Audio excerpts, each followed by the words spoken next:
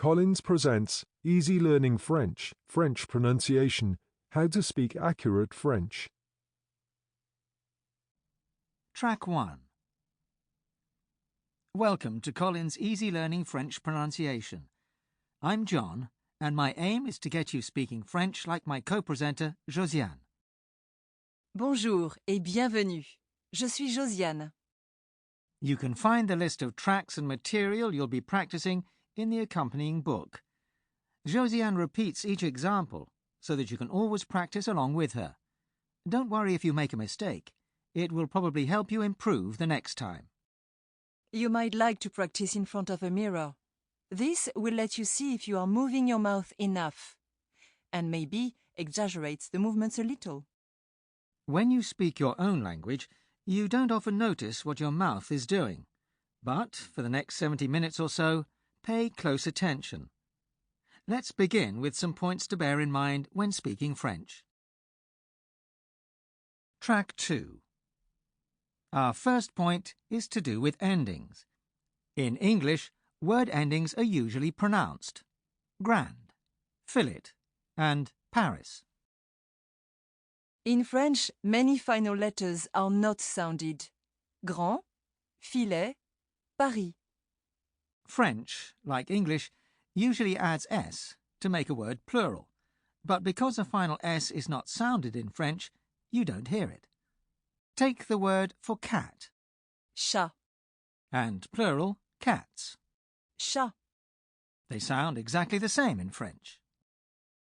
What will tell you whether you are talking about one or more chats is the article le.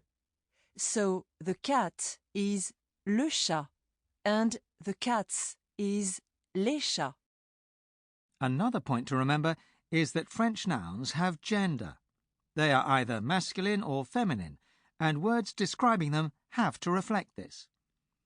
Often, to make a masculine word feminine, an E is added. This can affect how it's pronounced. This is just something to remember if you are female and talking about yourself. For I am ready, I would say je suis prêt. You won't have heard the silent T ending. But I would say je suis prête, adding that E has changed the sound of the ending.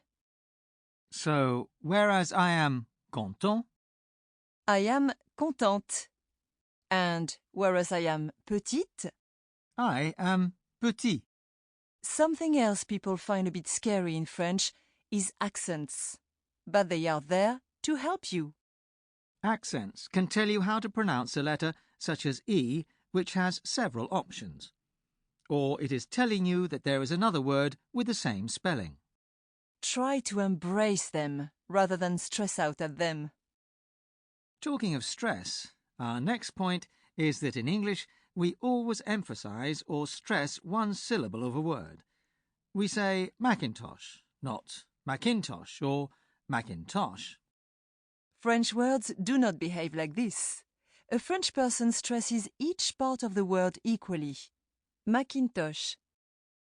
It's often said that the French are more energetic with their mouths when they speak, whereas English is more lazy. You'll need to round your lips much more fully than you're used to for words such as tu and vous. Tu and vous are the two ways of addressing someone. Vous is the polite way, and tu is the familiar way. Just remember to match endings with the person you're talking to. So, with a man you ask, Vous êtes content? but with a woman it's... Vous êtes contente? Did you notice how Josiane's voice lifted? If she were just stating a fact, her voice would go down. Vous êtes contente? You can find other points in the book. Track 3. Inside the mouth. Now it's time to explore our mouths and identify the parts we use to make sounds. Let's start with the lips. These can be rounded for a kiss or spread wide for a smile. You need to be a bit more in touch with your lips than usual to speak French. Now for the tongue. It's pretty versatile. All the various bits, tip, sides, middle and back, can move independently.